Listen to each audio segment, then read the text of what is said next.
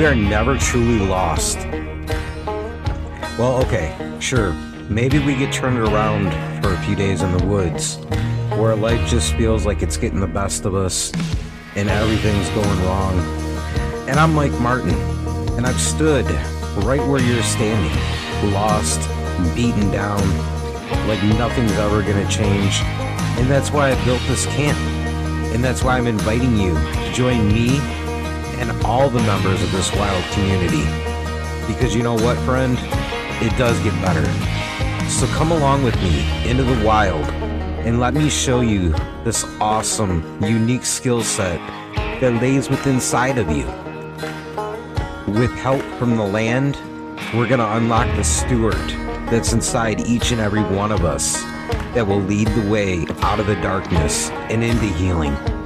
Here at the Camp of Healing on Project Mindfully Outdoors.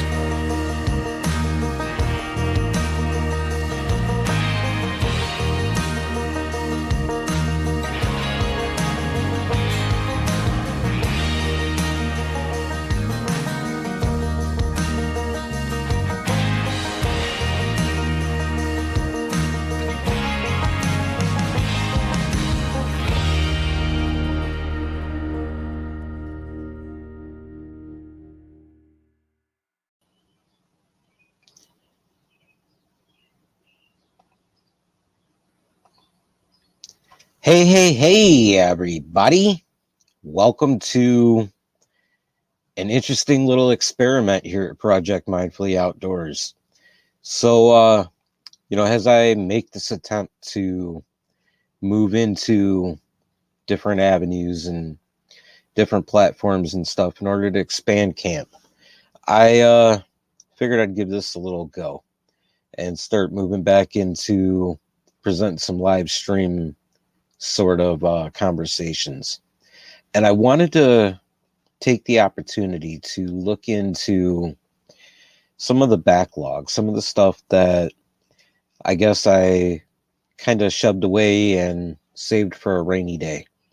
This is one of those conversations here for you today that took place almost a good year, maybe a little bit longer than that ago. And it was one of those conversations that I really hadn't found an opportunity to highlight and to share with you. But I feel like this is one of those opportunities that now is better than ever. It raises that idea of, if not now, then when? And my guest for this conversation, my guest is Tim Healy, who was gracious enough to work with me on the time difference, seeing as he's over in the UK and I'm over here in the States. But it was a really fun conversation that, I just kind of never came across the right time to share with you. It's jam-packed full of awesome storytelling and things that, we don't typically do around camp. It's not the typical conversation, but I think it was a fun one, and I think it's one that you're really going to enjoy. And I'm very excited that it's finally getting to see the light of day. So we're going to hear from my medic, and then we're going to jump into this conversation with Tim.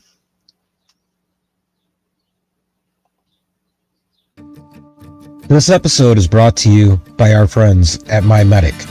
And as you know, this is a partnership that means a great deal to me because there's so much authenticity within their mission of providing state-of-the-art first aid equipment and putting the power in your hands when those events arise that are so disempowering. Listen, we all love walking around thinking that emergencies will never happen to us. However, My Medic was founded on an event that cost their loved one their life because they were unprepared. So don't make the same mistake. Buy now and live later. And when you visit mymedic.com, use promo code PROJECTOUTDOORS15 to save yourself 15% on your entire order. So swing over to mymedic.com and use promo code Project Outdoors 15 right now.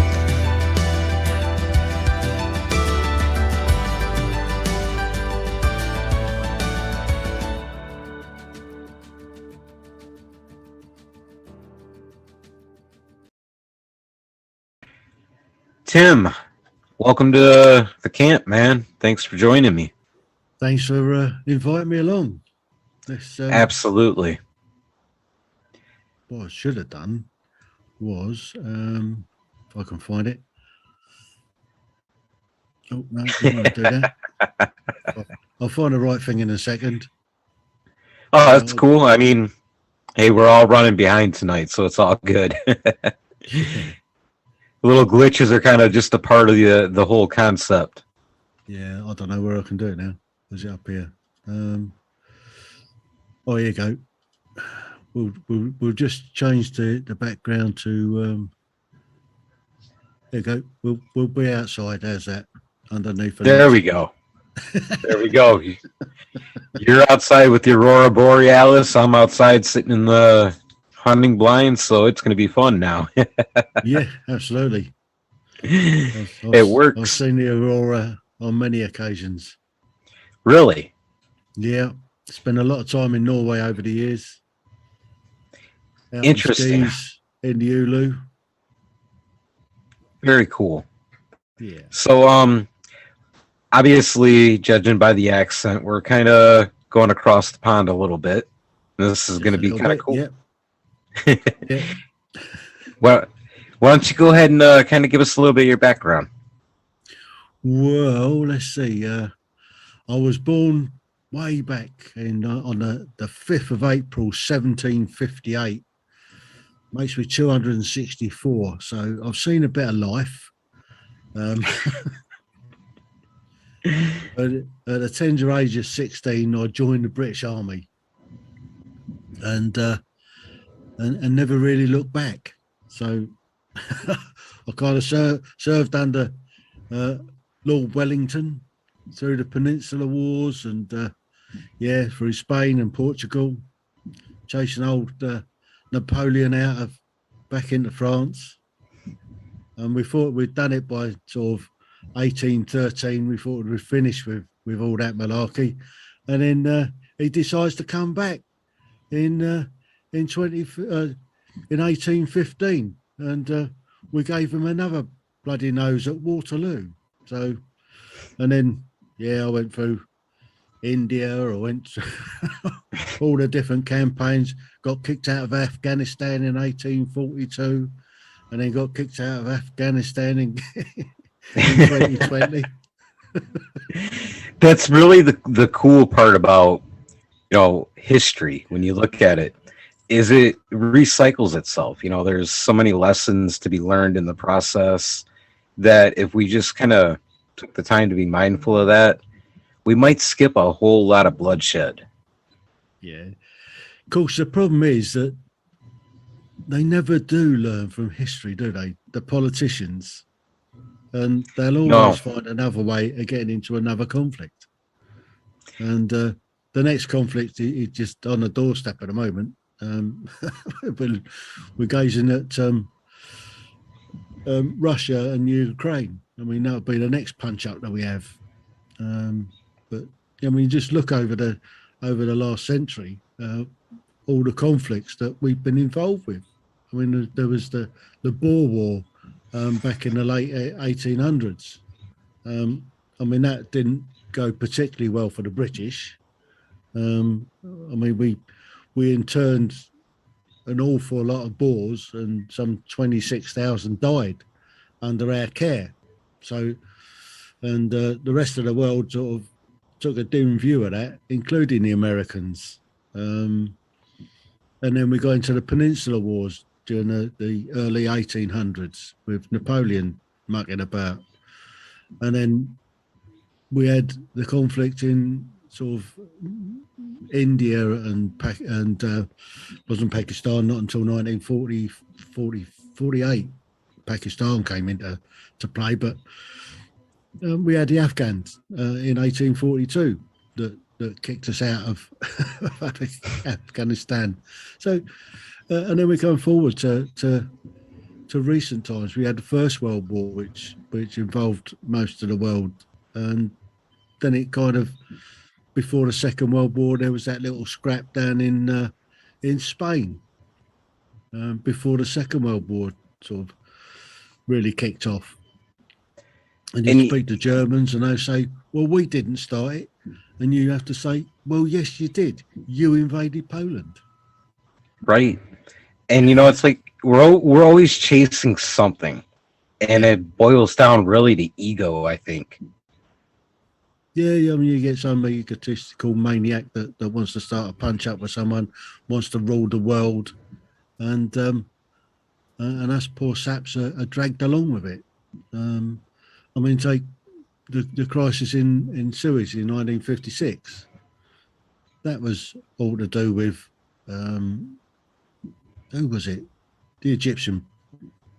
The Egyptians wanted to sort of close the canal and stop international traffic. And that, when they closed it in 1956, it didn't open until 1957. But we had after that we had the what came along after that. There was the Vietnam War, and that didn't end particularly well for the Americans. Right. And then we come forward still, and we all that trouble we had down in the Balkans, or prior to that in 1982, we had a scrap with the Argentinians.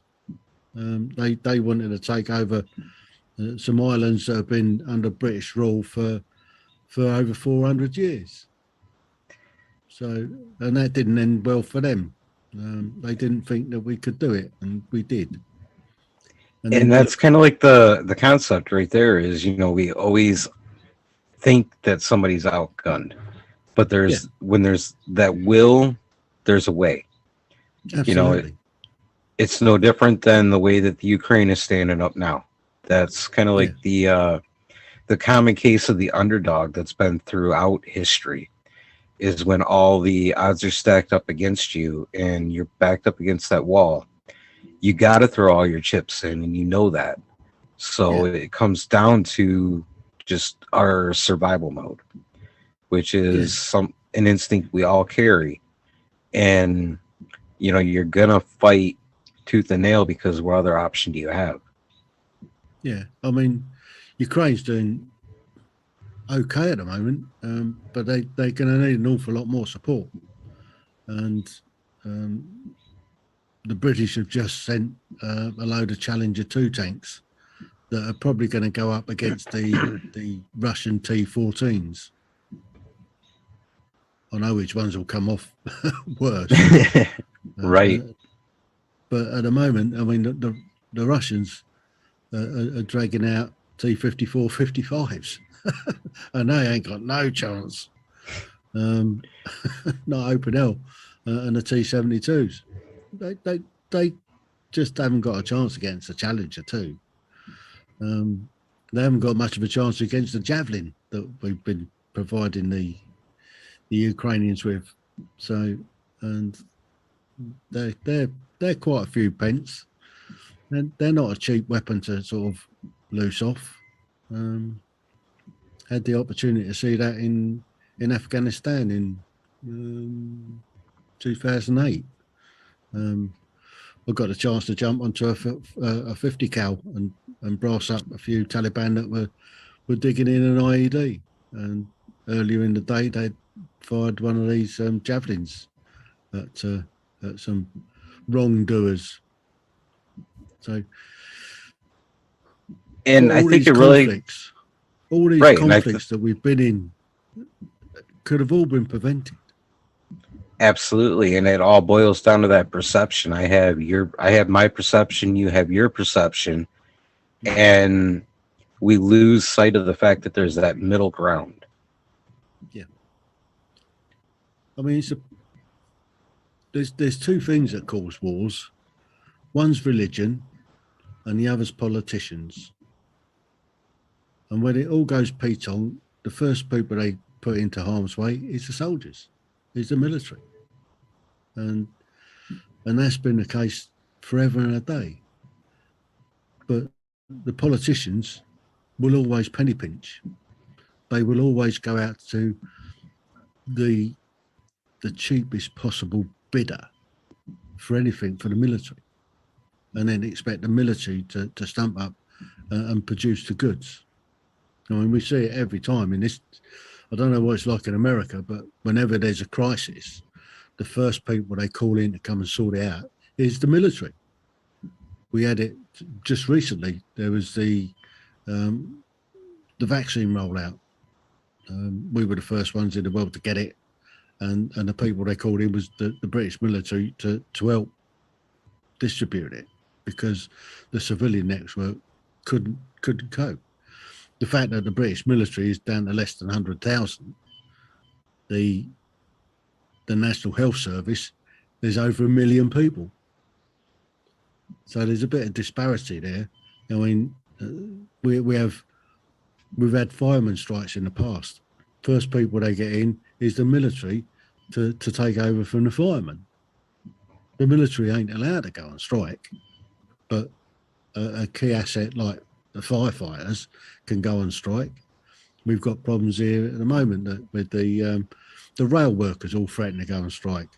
Lawyers are threatening to go on strike. Everybody and his brothers threatening to go on strike at the moment because the cost of living's getting out of hand. Yeah, that's a common problem. They call in, but they've been cutting the military budget. They've been cutting the amount of soldiers. I mean, it's ridiculous that they're reducing the numbers of the military. And when they give us two brand new aircraft carriers, they're both sat in Portsmouth Harbour at the moment, not being able to move because they haven't got enough sailors to man them. Right. And then we're having to borrow aircraft to put on them from the Americans. And that's kind of a lot of, like even in civilian life right now is, it's that lack of manpower that really seems to be hindering just about everything out there. You know what I mean? Yeah. Well, they keep saying on the news over here that there's 1 million vacancies. Yeah, we've probably got somewhere about 1 million illegal immigrants could fill those spots. But instead of putting them out of work, they got them holed up in hotels all over the country, costing us £5 billion a day. Yes, so I mean it's the same way I feel about things. In my day job is like we've got all these different spots that are wide open. We're running around daily like chickens with our heads cut off. Yeah. And all it takes is to really reach out into the right environment to find those people that are willing to come in. Yeah. So, but I mean, the cost of living is affecting everybody, and it's down to some greedy buggers that have pushed the price of oil up. They've put so that's having a massive effect. I mean, I went and bought some diesel for the car the other day, £2 a litre. That's nearly $3 a litre. Which is $2 cheaper than it is where I'm at right now. We're up to over 5 gallons at some places, or $5 a gallon some places. So yeah, it's when those... That's a gallon. I'm talking a litre. Yeah. And it's when those essential resources start getting tapped and, somebody gets direct control over it. That's where the trickle down effect really affects everybody. Yeah. And then you put in the problems in the shipping lines anyway. And, things are inevitably going to be a little rougher before they get any better. Yeah. I mean, the issue with the Ukraine-Russian thing at the moment is that's going to have a massive effect on food. Ukraine produces a huge amount of food for particularly Europe. I mean, wheat, grain comes from the Ukraine. The Russians are still pumping gas at the moment into Europe, and Europe is paying them millions of dollars a day for gas and oil. Yet he's the one that's the aggressor. He's the one that's trying to take over Ukraine, because Putin misses the days of the old USSR and the Cold War, and it's never really gone away properly. I mean, Well, yeah, that's days. They were great days during the Cold War. I mean, it was never really a great threat of a full-on war. right. I mean, I spent a lot of my military career in the Cold War years in Germany. It was fantastic. I mean, you get posted to Germany. I mean, I had 2.5 years in Berlin from 1978 to 1980, and that was an absolute fantastic tour.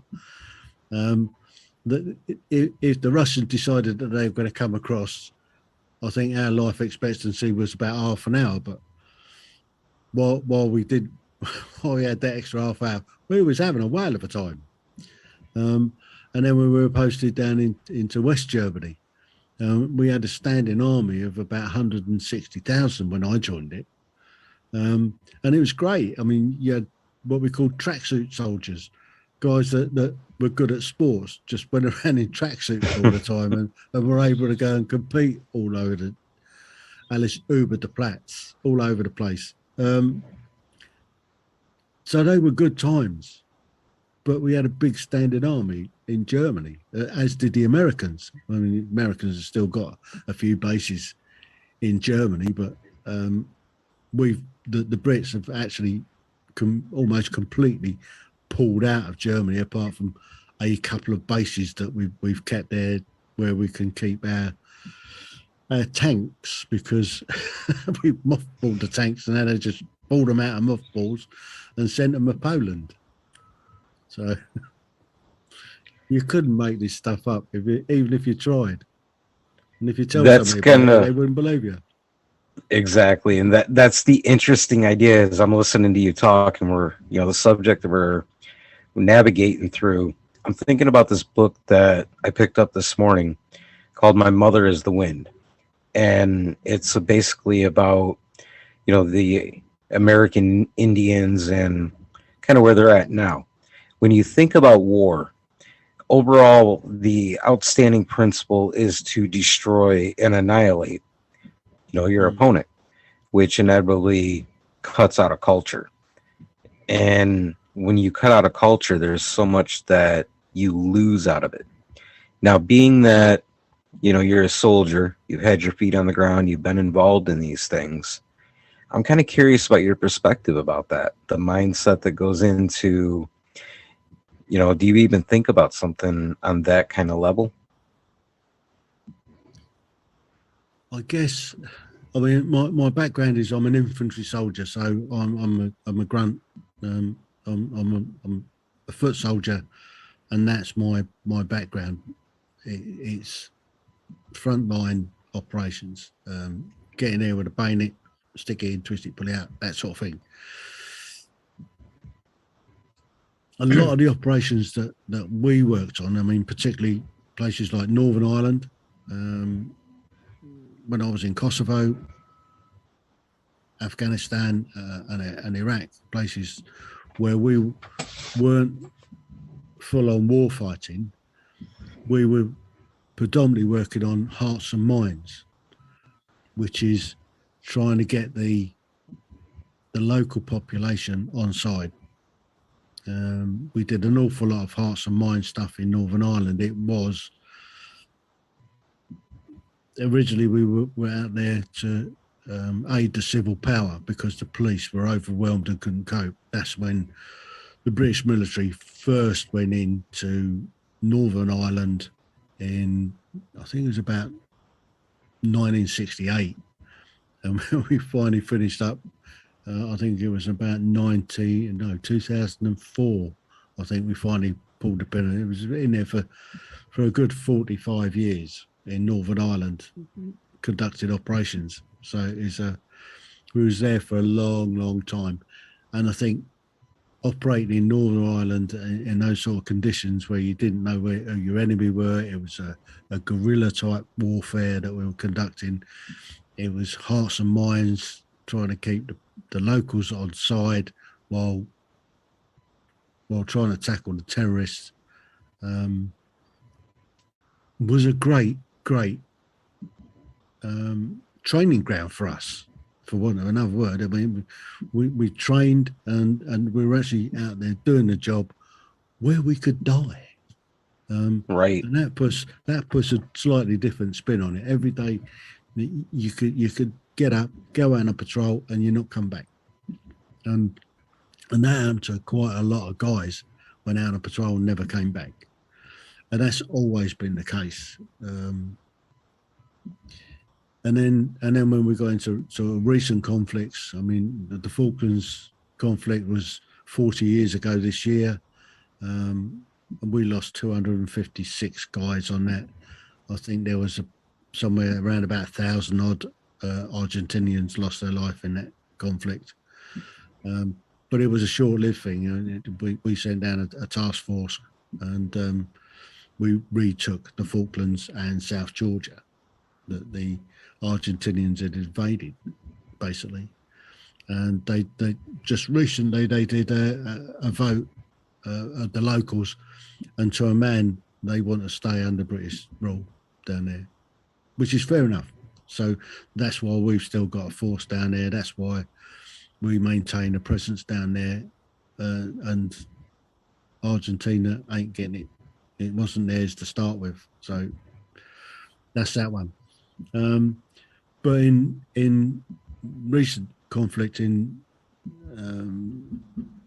Afghanistan, my particular role, I transferred across to psychological operations. So my whole remit had changed from being a boots on the ground infantry soldier to being a guy that was dealing with psychological operations. My whole role, everything I did was directed at the local population in the areas that we were operating in. And originally I went in 2002 into Kabul and conducted operations there, informing the locals what we were there to do. We made came up with a newspaper that we put together in 3 different languages, which was English, Pashto and Dari. We sent out questionnaires. We asked people about stuff. I went out, did lots and lots of interviews. I did Ashraf Ghani. I did Hamid Karzai. I did the Minister of the Hajj. I did several other high-profile people to interview, to put articles into the newspaper. And it was a good newspaper, good news newspaper. So we were putting in good news stories all the time about what we were doing in the local areas, how we were trying to improve the lives of the locals. And when I left, we handed it over to the Turkish division, who took over from the British in Kabul in 2002. So when we kind of took our eye off the ball slightly, I think had we'd maintained a bit more of a presence in there, I don't think it would have deteriorated like it did. And we had to go back in 2005-06.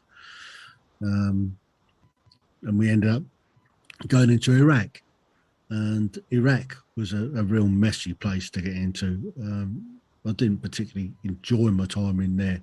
But again, I was in psychological operations, and my remit there was to come up with a campaign to enhance the perception of the Iraqi police service in the eyes of the locals. Now, the fact that the Iraqi police service had for decades under Saddam Hussein were mistrusted, to say the least. They were corrupt, and it was just a thankless task. I was just on a hide into nowhere, really. And then I went back to Afghanistan, and I found myself in Helmand province in 2008. No, 2005-6. I was in Helmand province, and for the first time, I set up a radio network. We called it Radio in the Box, and we were putting together radio programs for everything was directed at locals to bring them on side. So we did lots and lots of research into what sort of music that they liked, and we played music. We were putting out messages to find out what the locals thought of us, giving them information, trying to get the locals on side, trying to get the locals to tell it on the Taliban, basically.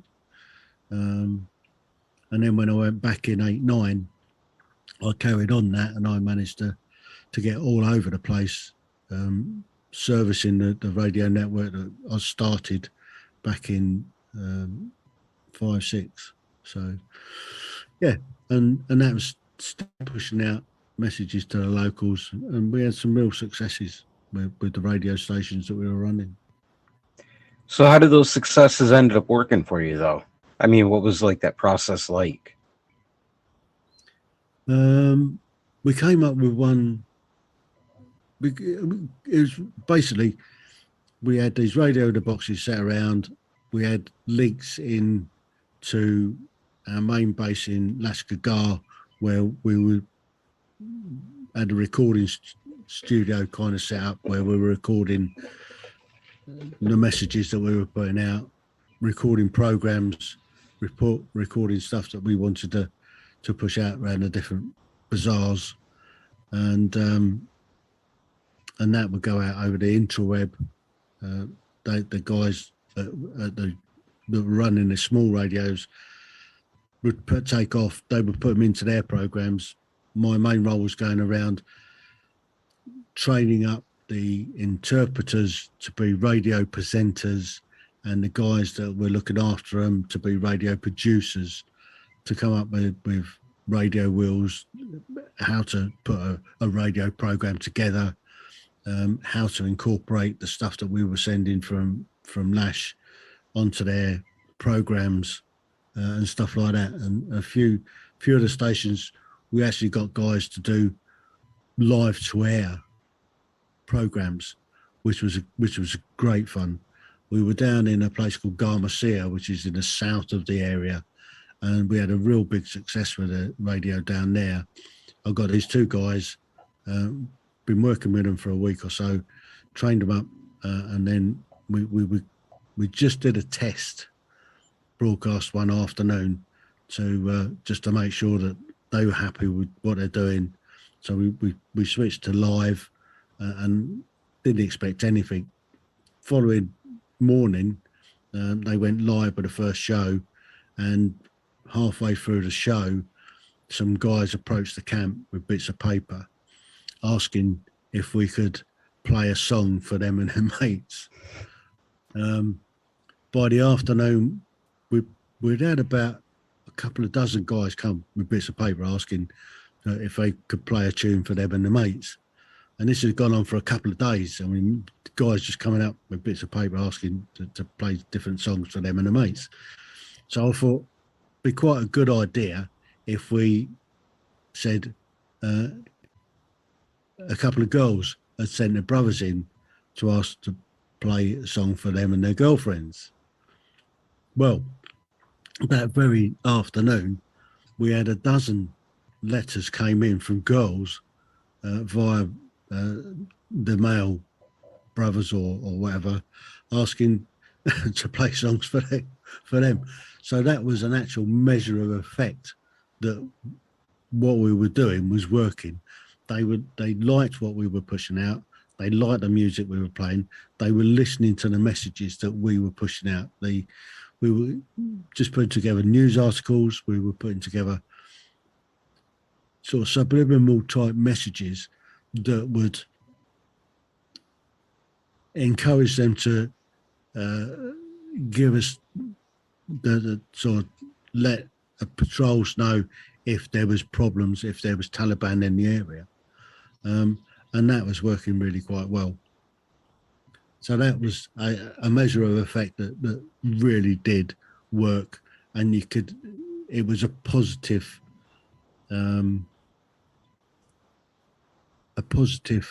thing for us and for the powers that be to see that what we were doing was working. And then when that was my last tour was in 2009, when I left the psychological world and I ended up in the welfare world. I ended up as a welfare officer for London Central Garrison, where I looked after the Queen's Guards. So the guys that do the guards on Buckingham Palace, St James's Palace, the Tower of London, and Windsor Castle. And we had 3 companies of foot guards. We had the Nijmegen Company Grenadier Guards, Number 7 Company Coldstream Guards, and F Company Scots Guards. We also had the 5 foot guards bands. We had the those 3 Grenadiers, Coldstream, Scots. We also had the Irish Guards band and the Welsh Guards bands. We didn't have the Welsh Guards incremental companies because they didn't have any. And I looked after those for 8 years, and we had all sorts of fun and games with that lot. So the young guys that were doing the guards, the companies, they generally came straight out of training, and it'll be their first posting, and they would learn the ceremonial piece. You've seen the change in their guards at Buckingham Palace. Christopher Robin went down with Alice, so that's what they did. And then they had the young fellas came with their own set of problems. I mean, it was either money or girlfriends trouble that they had. And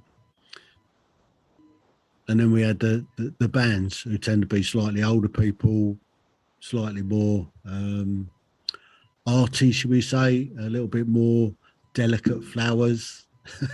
Not all of them, but some of them. I mean, they're not as robust as what they could have been. So they come with a different type of problem. Theirs is sort of marriage problems, breaking down. Not always money driven, but because they tend to be away quite a bit of time, lots of interfraternization that was going on that didn't always go down, because we had the foot guards bands. There was females in the bands as well. So it was a lot of issues on occasion, shall we say. I can understand that. I mean, that's part of being young, is kind of sowing your oats and exploration. And, I feel like a lot of the time, especially nowadays, the military is kind of aimed at recruiting the best minds out there. So it's kind of a trade-off. You want these guys to come serve for you. You're going to have to deal with the antics that go with self-discovery. Absolutely.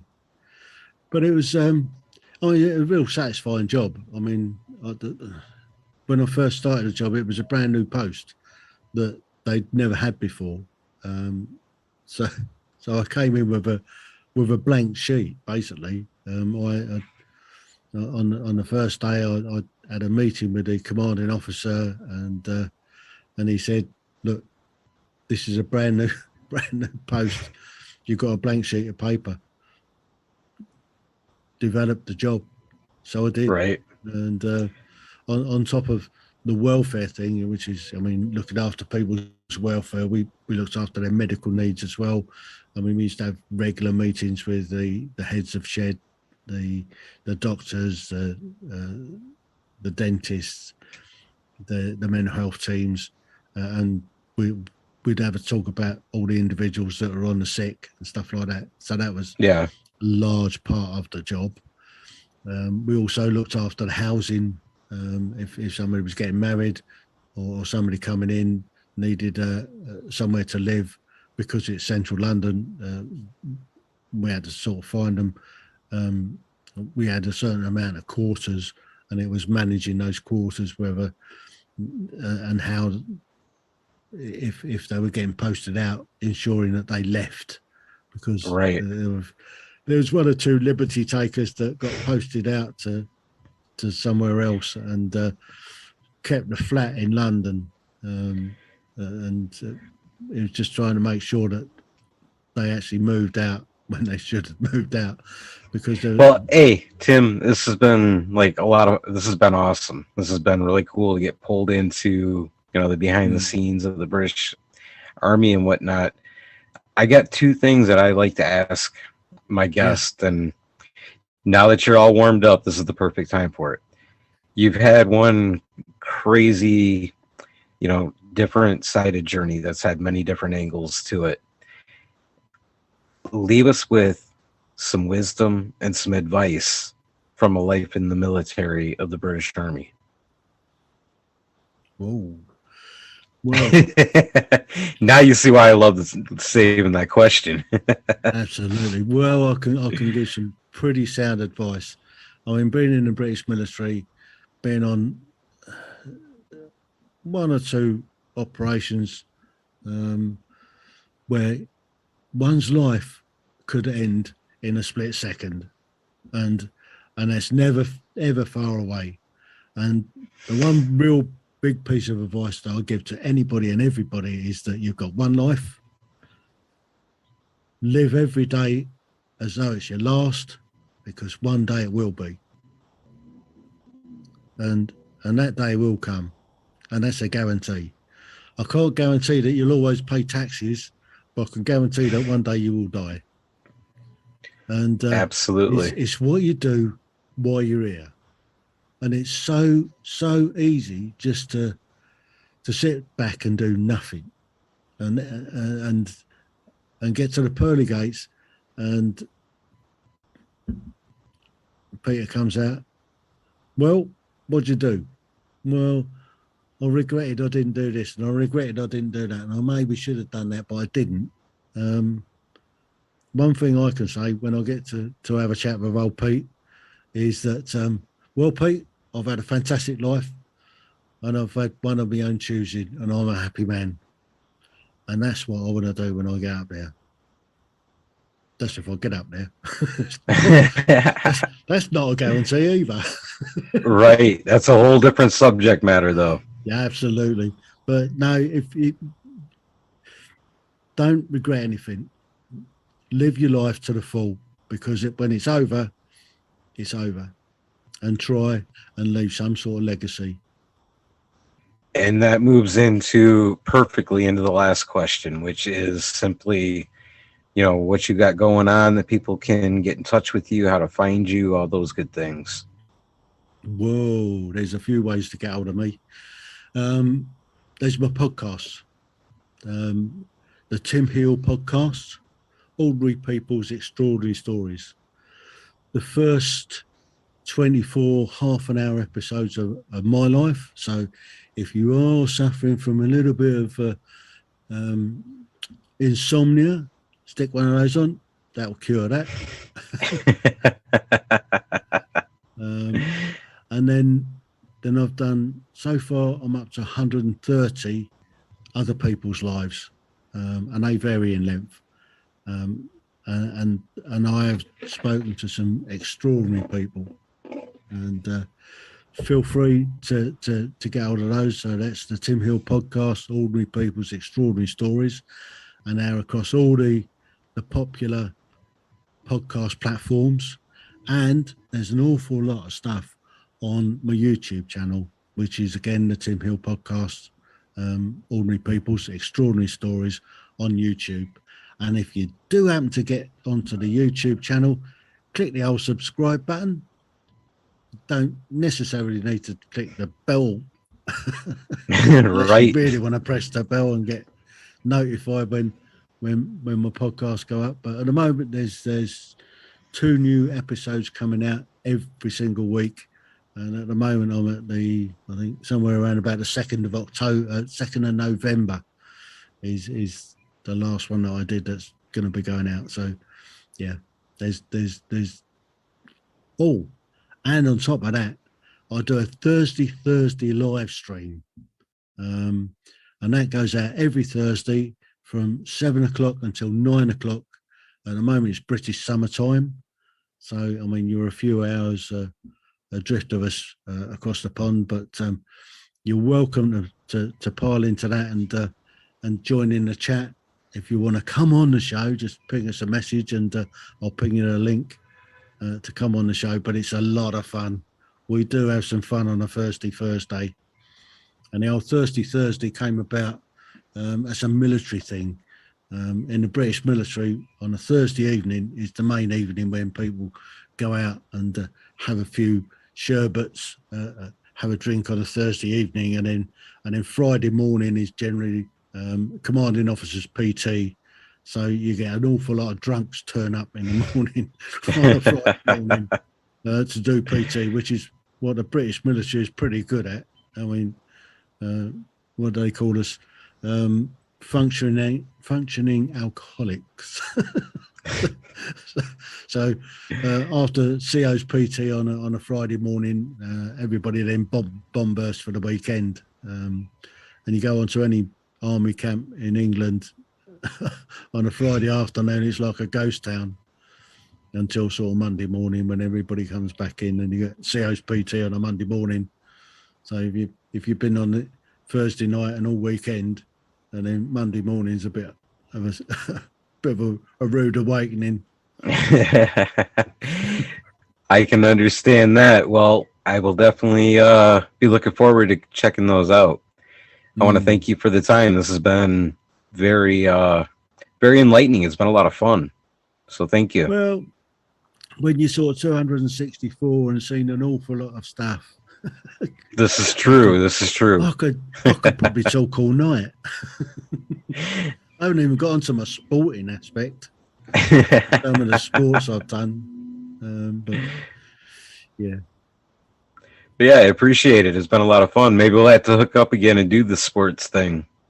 Absolutely. I can tell you about skiing in Norway and seeing the Aurora Borealis. That would be sweet. You're traipsing across the Ulu, dragging a pug behind you on Pusser's planks. Looking for a scrap. So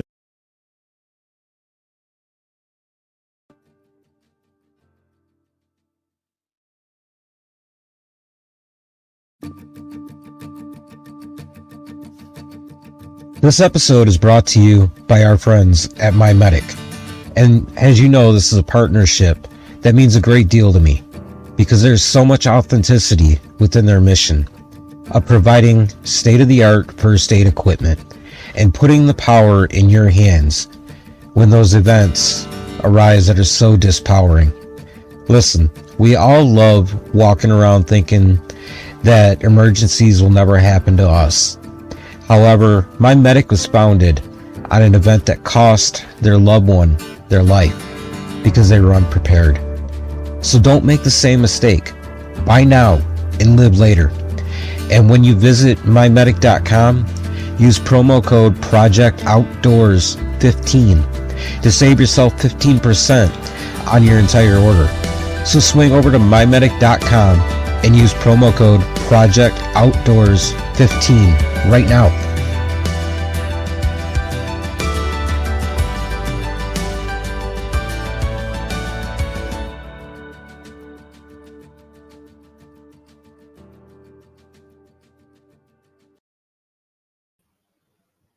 All right, that is it, and that is all, and that is the end.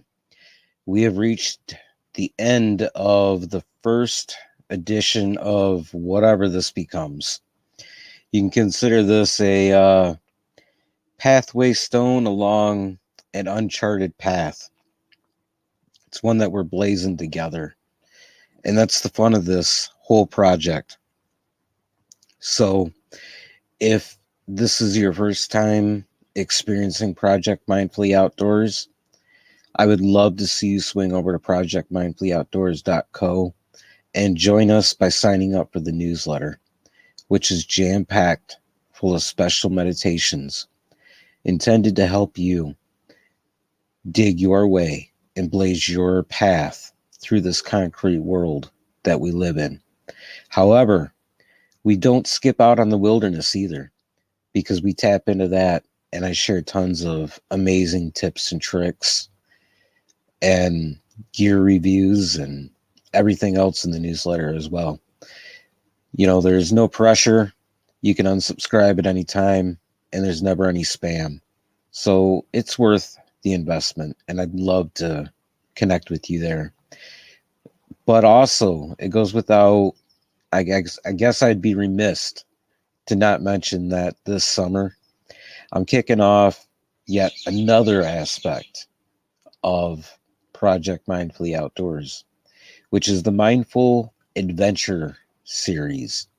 And if you're in the great state of Michigan, you can hit the trail with me, where I'll introduce you to all the things that we talk about on the podcast and through the articles and every other way that we're reaching the interwebs and getting through to you and the entire world.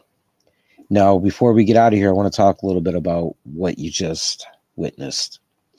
And what you just watched was me digging into the vault, or as I like to call it, the tackle box, and pulling out things that either got lost in the shuffle, or after 300 plus episodes of doing a podcast, just gets fun to look back at some of the conversations that have been shared and being able to watch the conversation unfold, I think is a fun and amazing, insightful sort of experience. So I want to thank you for tuning in. And until next time, get out there in the wild, because that's where the stillness and the adventure lies. See ya.